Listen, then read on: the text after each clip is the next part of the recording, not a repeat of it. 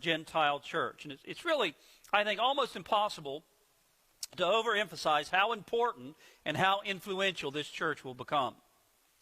Antioch will become a mission base for the spread of the gospel throughout the Mediterranean world. It will be the sending church for the Apostle Paul and his missionary church planting labors. And from now on, as you're reading through the book of Acts, Antioch will be the center of focus, not Jerusalem.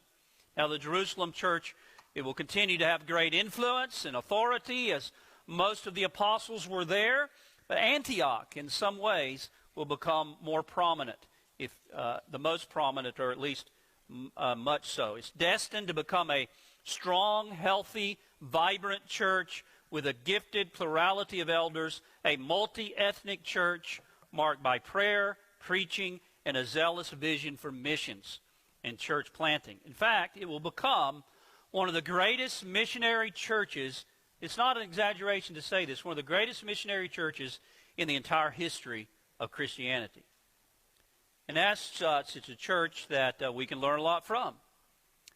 But before we begin to look at how this church began, let me just say something about the city of Antioch itself. What was this city like where this important church is to be established? Well, the city of Antioch was located in what is now southeastern Turkey. It's about 300 miles north of Jerusalem. If you think about Jerusalem and you go up and how Turkey's over here on the left, there's the Mediterranean Sea. You come around the Mediterranean Sea and you have Turkey. Well, Antioch was kind of right there, close, almost where that turn happens. That's where Antioch was located.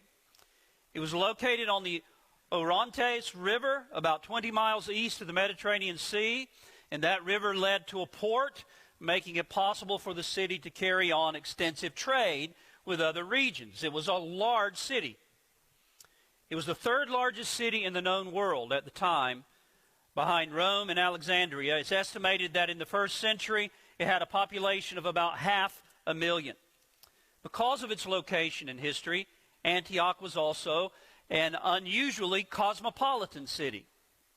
There was a tremendous mix of people and cultures to be found there. The population was made up of Greeks, Syrians, Phoenicians, Jews, Arabs, Persians, Egyptians, and Indians, to name a few. It was a business center. One writing about it and describing it says, the wealth of the East flowed through Antioch on its way to Rome. The armies of Greece and Rome marched through Antioch. Antioch was sophisticated and tolerant. Yes, tolerant because all these different peoples, each with its own background, had to live and function side by side. Antioch was somewhat of the, quote, melting pot of the American ideal. Something else about Antioch, it was a morally corrupt city. Even to the pagans of the ancient world, Antioch was considered corrupt. In the suburbs of the city, there was a park or a grove of trees called the Grove of Apollo. And it was notorious as a location where, if you know something of Greek mythology, where Apollo's mythical and famous pursuit of Daphne, it was reenacted night and day by the men of the city with ritual prostitutes in the Grove of Apollo. It's been described as something like an outdoor brothel where people went specifically to indulge their sexual appetites. In fact, throughout the world, the, quote, morals of Daphne was a euphemism for depravity. Antioch was known for debauchery, so well known for that not long after that period, a Roman senator made this comment. He was complaining about the moral decline of Rome compared to back in the days of the Roman Republic. And he said this, the Orontes, an allusion to Antioch, has flowed into the Tiber.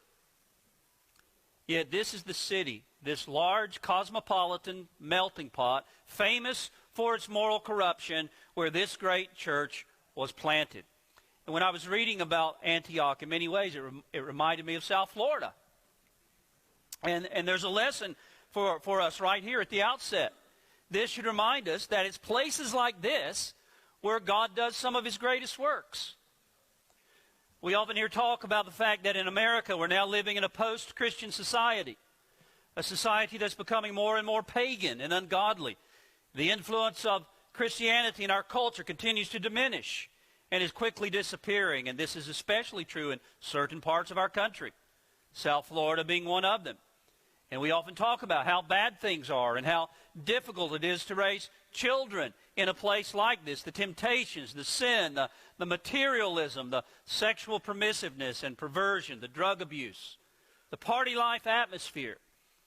And in light of that, the temptation for us is to draw the conclusion that a vibrant, healthy, growing church could never flourish in a place like this. It's too dark. All we can hope to do is just hold on and struggle along. But my friends, nothing could be further from the truth. It was in a place very much like South Florida that God raised up the church at Antioch to be a light in the darkness, a vibrant church in a decadent city, a cosmopolitan church with a missionary zeal, a church whose countercultural commitment to Christ was all the more conspicuous because of the darkness that surrounded it. So much so that it was Antioch, we're told, where believers were first called Christians, which means Christ's ones or Christ's people. Well, I want us to take the next few weeks. I'm not going to be here next week. I'll be up in the Carolinas, but we'll pick back up when I get back. And for a few weeks, I want us to consider the events connected to the beginning and the establishment of this church. Now, this entire passage, verses 19 to 30, can be divided up into four sections. First, in verses 19 to 21, we have the origin of the church at Antioch through the witnessing of these unknown evangelists. Secondly, in verses 22 to 24, we have the endorsement of the church at Antioch by the church at Jerusalem as they send Barnabas to check things out and to give oversight. Thirdly, in verses 25 to 26, we have the consolidation of the church at Antioch as Barnabas hunts down Saul of Tarsus, brings him to Antioch, where they gather the people together and teach them and establish them in sound doctrine. And then fourthly, in verses 27 to 30, and in other places in the narrative that we will look at, we have the validation of the church at Antioch as a genuine work of God, validated by the spiritual fruits produced and evidenced in the church's life. So I want us to begin by considering today the origin of the church at Antioch, and that's as far as we'll get this morning. And I might add here the unplanned origin of the church at Antioch. Now, why do I say that? Because this church doesn't seem to have come into existence as the result of some deliberate plan or effort to plant a church. There was no home church that developed a strategy, studied the demographics, and determined to target Antioch and to put into motion some kind of plan to try to start a church there. That's not how it happened. Now, sometimes it does happen that way. And certainly it's proper and it's right for churches to engage in deliberate strategies for planting a church in a pre-selected location. But it doesn't always happen that way. It didn't happen that way in the planting of this church. God is not bound by our plans and strategies. And sometimes he works in ways and in places that we may have never thought of.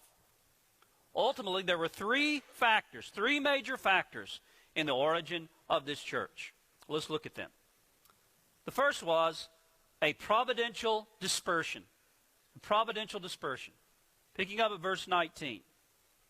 Now, those who were scattered, dispersed, we could say, after the persecution that arose over Stephen, traveled as far as Phoenicia, Cyprus, and Antioch, preaching the word. Luke is reminding us here of something that happened back in chapter 7 and 8. Do you remember that from your reading of the book of Acts? Stephen was the first Christian martyr. He was stoned to death by an angry mob in Jerusalem. It was a terrible, sad event.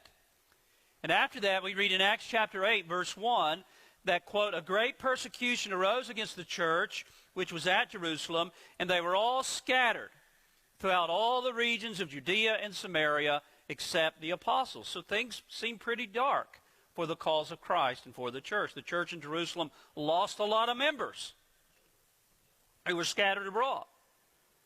Well, here in our text, Luke picks up with this again. And he tells us that some of these believers from Jerusalem were scattered